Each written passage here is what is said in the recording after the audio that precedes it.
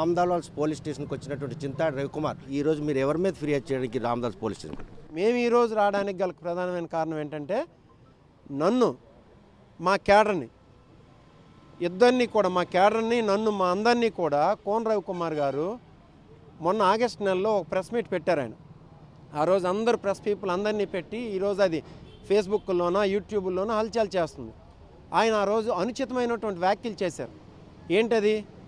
నాకున్నటువంటి డిగ్రీలు ఆయన దయాదాక్షిణ్యాలతో వచ్చాయని, ఆయన రికమెండ్ చేస్తేనే నా డిగ్రీలు వచ్చాయని, ఇంకా నేను ఆయన కాలు గోటుకు సరిపోనని, ఆయన చెప్పుతో కూడా సరిపోని విలువ లేనంటి వాడినని, అలాగే మా క్యాడర్ను కూడా కించపరుస్తూ అన్నం తిన్న వాళ్ళు బట్ట కట్టిన వాళ్ళు కాదు అని చెప్పేసి మాట్లాడారు. కాబట్టి ఇది సభ్య సమాజం సిగ్గుపడేలాగా ఒక బాధ్యతాయుతమైన వ్యక్తి మాట్లాడే మాటలా లేవని చెప్పేసి దాని మీద మీరు ఎంక్వైరీ చేసి తగు చర్యలు తీసుకోమని చెప్పేసి ఈరోజు ఆమ్దాల్స్ పోలీస్ స్టేషన్లో కోన రవికుమార్ గారి మీద కంప్లైంట్ చేయడం జరిగింది.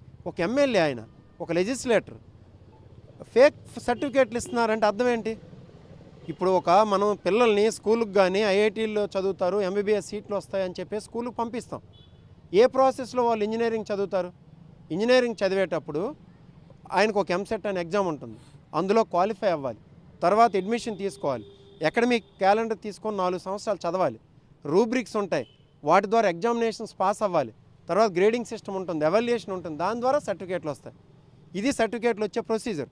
ఆ ప్రొసీజర్ ద్వారా నేను నా బీటెక్ని బాపట్ల ఇంజనీరింగ్ కాలేజ్ నాగార్జున యూనివర్సిటీలో చదివాను, ఎంటెక్ని జేఎన్టీ అనంతపూర్లో చదివాను, పిహెచ్డీని ఆంధ్ర యూనివర్సిటీలో చేశాను, ఎల్ఎల్బీని మళ్ళీ ఆంధ్ర యూనివర్సిటీలో చేశాను. అలాగే నా research articles 21 research articles, SCI journals, science citation index journals, అలాగే ప్రెస్టీజియస్ ఇన్స్టిట్యూట్స్లో నేను తీసుకెళ్ళి నా సెమినార్స్ ఇచ్చాను నా రీసెర్చ్ ఆర్టికల్స్ మీద.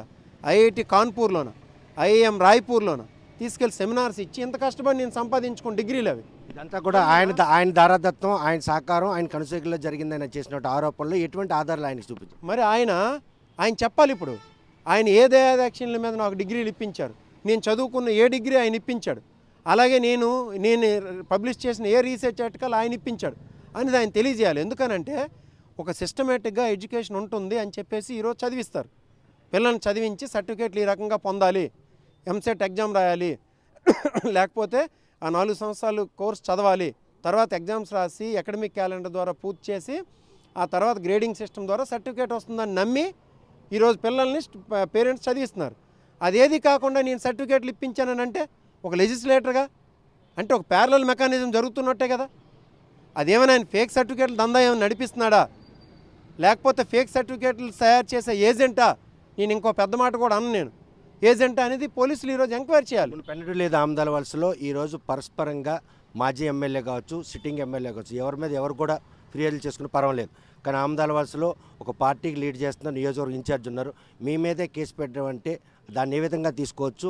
మీ ఎదుగుదలను చూడలేక, లేకపోతే వైఎస్ఆర్ కాంగ్రెస్ పార్టీ శ్రేణులు కుంగపరిచేందుకు చేసినటువంటి ప్రయత్నంలో భాగం అనుకోవచ్చు. నాకు తెలిసినంతవరకు కూడా ఈరోజు వరకు ఏనాడు కూడా 2009లో ఆయన ఎమ్మెల్యే పోటీ చేశారు కోన రవికుమార్ గారు, 2014లో చేశారు, 2019లో చేశారు, 2024లో చేశారు, 2 సార్లు ఓడిపోయాడు, 2 సార్లు గెలిచాడు. కానీ ఏనాడు కూడా అటువైపు ఉన్నటువంటి ఇన్ఛార్జ్ మీద కానీ లేకపోతే ఎమ్మెల్యే అభ్యర్థి మీద కానీ కంప్లైంట్ చేసినటువంటి దాఖలాలు నాకు తెలిసి లేవు. ఈరోజు ఎందుకు చేస్తున్నాడంటే ఆయన ఈ కించపరిచినటువంటి వ్యాఖ్యలు చేయడం కానీ లేకపోతే ఈ పోలీస్ కంప్లైంట్లు కానీ చేయడానికి కారణం ఏంటంటే నేను అనుకున్నది ఏంటంటే నేను ఒక సామాన్యమైన కుటుంబం నుండి నేను వచ్చాను, ఒక చదువుకున్న వ్యక్తిగా వచ్చాను, ఒక సోషల్ కన్సర్న్తో రేపొద్దున ఆమ్దాల్స్లో ఉన్నటువంటి పేదరికాన్ని కానీ ఆమ్దాల్స్లో ఉన్నటువంటి కొన్ని సమస్యలు కానీ పరిష్కారం చేద్దాం, మనకు అవకాశం దొరికితే జగన్మోహన్ రెడ్డి గారి ద్వారా అది చేసుకుందాం, ఈ క్యాడర్ అందరం కలిపి గ్రామాలను కానీ లేకపోతే ఆమ్దాల్స్ నియోజకవర్గాన్ని అభివృద్ధి చేసుకుందాం అన్న ఒక ఆలోచనతో నేను ఈరోజు రావడం జరిగింది. జగన్మోహన్ రెడ్డి గారు నన్ను ఈరోజు ఇన్ఛార్జ్గా పెట్టి ఆమ్దాల్స్ నియోజకవర్గంలో చూడమని బాధ్యతలు అప్పచెప్పారు. అయితే అంటున్నాను ఏంటంటే వాళ్ళు ఏ సామాన్య వ్యక్తి రాకూడదు, ఓ చదువుకున్న వ్యక్తి ముందుకు రాకూడదు. వచ్చారంటే రేపు అక్కడ ఉన్నటువంటి కోన రవికుమార్ సంగతి ఏమవుతుందో ఇక్కడ ఉన్నటువంటి ప్రజలకి తెలుసు, ఆయనకి తెలుసు.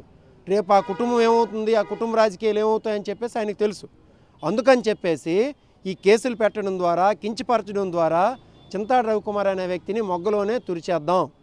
తురిచేస్తే రేపు మన తాలూకా ప్రాబల్యానికి కానీ మన కుటుంబంతో గౌరవానికి కానీ రేపు పొద్దున్న మన కుటుంబానికి ఆటంకం ఉండదనే ఒక ఆలోచనతో కోన రవికుమారు తెలుగుదేశం పార్టీ వాళ్ళు ఈ పని చేస్తున్నారని చెప్పేసి నేను ప్రగాఢంగా నమ్ముతున్నాను. చూస్తే కనుక వైఎస్ఆర్ కాంగ్రెస్ పార్టీ ఇన్ఛార్జ్గా మీ మీద కేసు పెట్టారు. ఈ విషయంపై పార్టీ అధిష్టానం మిమ్మల్ని ఏమైనా కూడా ప్రశ్నించిందా? ఈ విషయం పార్టీ అధిష్టానం దృష్టికి తీసుకెళ్ళాను. నేను తీసుకెళ్ళి మా కృష్ణదాస్ గారు పార్టీ అధ్యక్షుడు అయినటువంటి కృష్ణదాస్ గారి దృష్టిలో కానీ లేకపోతే మా రీజనల్ కోఆర్డినేటర్ గారి దృష్టిలో కానీ పెట్టాను. నేను పెట్టిన తర్వాత ఫేక్ డిగ్రీలు అంటే అది ఎంత తప్పుడు, అది ఆయన ఎమ్మెల్యేగా ఉండి అటువంటి మాటలు ఆడకూడదు. కాబట్టి మీరు వెళ్ళి కంప్లైంట్ ఇవ్వండి, ఇచ్చేసి ఎంక్వైరీ చేయమని చెప్పేసి అనండి. అవసరమైతే మేము ఎస్పీ గారి దగ్గరికి వస్తాం, అందరం కలిపి ఎస్పీ గారి దగ్గరికి వెళ్ళి మళ్ళీ ఫిర్యాదు చేద్దాం. మా వైఎస్ఆర్సీపీ లీగల్ టీంకి కూడా స్టేట్ లీగల్ టీంకి కూడా కన్సల్ట్ చేద్దామని చెప్పేసి వాళ్ళు భరోసా ఇవ్వడం కూడా జరిగింది. 3 రోజులు కాస్తా ఉంది మీ మీద కంప్లైంట్ ఇచ్చి. పార్లమెంటరీ నియోజకవర్గం ఇన్ఛార్జ్ ఈ విషయంపై ఎక్కడ నోరు మెదిపే పరిస్థితి లేదు అంటే నేను చూడలేదు. ఆయన ఏమైనా సరే ఖచ్చితంగా ఆయన కూడా రెస్పాండ్ అవుతారు. ఎందుకంటే ఇది పార్టీ మీద జరుగుతున్నటువంటి దాడి, ఇది ఖచ్చితంగా దానికోసం ఆయన కూడా రెస్పాండ్ అవుతారు. అవరని చెప్పేసి అనుకోని అవసరం లేదు. అవుతారని ఆశపడుతున్నారా, అవుతారనేటువంటి దృఢ నిశ్చయంతో ఉన్నారు? అవుతారు, ఖచ్చితంగా అవుతారు. అప్రోప్రియేట్ టైంలో ఆయన కూడా రెస్పాండ్ అవుతారు. ఆయన కూడా పార్లమెంట్ ఇన్ఛార్జ్ కాబట్టి ఖచ్చితంగా ఆయన పార్టీ బైండ్ ఉన్నట్టు. ఇక్కడ ఎవరో వేరే ఒక పార్టీలో ఉండి ఇంకో పార్టీకి సపోర్ట్ చేసేవాళ్ళు ఈ పార్టీలో ఎవరు ఉండరు. సో పార్టీకి బైండ్ అయ్యి ఉండే వ్యక్తులు కాబట్టి ఖచ్చితంగా సందర్భం చూసి రెస్పాండ్ అవుతారు. కంప్లైంట్ ఇచ్చిన వారందరూ కూడా కోన రవికుమార్ తాలూకు అనుచరులు కాబట్టి ఆ మోటోలో ఆయన మీ కంప్లైంట్ని సీరియస్గా తీసుకోరను. ఎవరు మీపై ఇచ్చిన కంప్లైంట్ని మీ పార్లమెంటరీ ఇన్ఛార్జ్ సీరియస్గా తీసుకునే పరిస్థితి లేదు? ఖచ్చితంగా తీసుకుంటారు. అలా అని నేను చెప్పేసి భావించట్లేదు. ఎందుకనంటే ఇది పార్టీకి సంబంధించినటువంటిది. మా క్యాడర్ని ఆయన అనేక దుర్భాషలు ఆడారు. నన్ను ఆడడం ఒక ఎత్తు, మా క్యాడర్ అందరిని కూడా ఆడారు.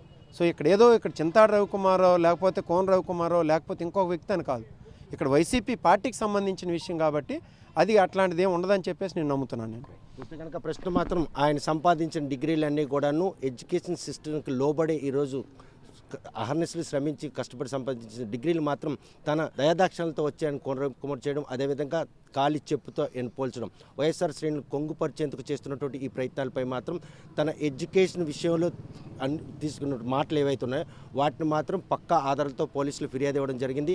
ఈ విషయమై మాత్రం సమగ్ర దర్యాప్తు నిర్వహించి తనకు అనుచిత వ్యాఖ్యలు చేయడంతో పాటు వైఎస్ఆర్ కాంగ్రెస్ పార్టీ శ్రేణుల్ని అగౌరవపరుస్తూ మాట్లాడుతున్న ఈ మాటలు మాత్రం వెనక్కి తీసుకోవాలి. లేదనుకుంటే మాత్రం ఎట్టి పరిస్థితుల్లో పార్టీ అధిష్టానం దృష్టికి తీసుకెళ్ళాం. పార్లమెంటరీ ఇన్ఛార్జ్ కావచ్చు, జిల్లా పార్టీ అధ్యక్షులు కావచ్చు, లీగల్ సెల్ వీళ్ళందరూ సమక్షంలోనే ఈరోజు మాత్రం వారి కనుసైకిల్లోనే పోలీస్ స్టేషన్ ఫిర్యాదు ఇవ్వడం జరిగింది. ప్రస్తుతం మాత్రం ఆమదాల సంబంధించిన వైఎస్ఆర్ కాంగ్రెస్ పార్టీకి సంబంధించినటువంటి ఇన్ఛార్జ్పై కేసు పెట్టడం మాత్రం వైఎస్ఆర్ శ్రేణులందరూ కూడాను తీవ్రంగా మొదలు పడుతున్నారు. అధికార పార్టీలో ఉండి వారు చేసిన తప్పుల్ని ఆధారాలతో ఎత్తి చూపిన నేపథ్యంలో ఇటువంటి పోలీసులు కేసులు పెట్టి తమను కుంగపరిచేందుకు చేసిన ప్రయత్నం మాత్రం మాకు కొండంత బలాన్ని ఇస్తుంది. ప్రజల క్షేత్రంలో వైఎస్ఆర్ కాంగ్రెస్ పార్టీకి ఉన్నటువంటి ఆ ఆదరణ మాత్రం చూసి వారలేకనే ఈరోజు మాత్రం ఇటువంటి కేసులు పెడుతున్నారు. ఈ కేసులకు మాత్రం ఎట్టి పరిస్థితి తగ్గేదేలే అన్నటువంటి సమాధానం ఇస్తామని చింతాడు రవికుమార్ హెచ్చరిస్తున్నారు. మరి ఈ విషయంలో పోలీసులు ఎటువంటి సమగ్ర దర్యాప్తు ఇస్తారు, వారు ఇచ్చినటువంటి ఆధారాలతో ఆ సర్టిఫికేట్ల విషయంలో కోన రవికుమార్పై కేసు నమోదు చేస్తారా లేదా అనే విషయం వేచి చూడాల్సిందే. ఆందోళన నుండి వీడియో జర్నలిస్ట్ రామకృష్ణతో సత్యం, ఆర్టీవీ శ్రీకాకుళం. చరిత్ర సృష్టించినోడు ఇప్పుడు ఆ చరిత్రని తిరగరాయబోతున్నాడు. అబద్ధాల గోడల్ని బద్దలు కొట్టి నిజాలను రాగా మీ ముందుంచబోతున్నాడు. నిజమైన వార్తల కోసం వెంటనే డౌన్లోడ్ చేసుకోండి రా యాప్ని.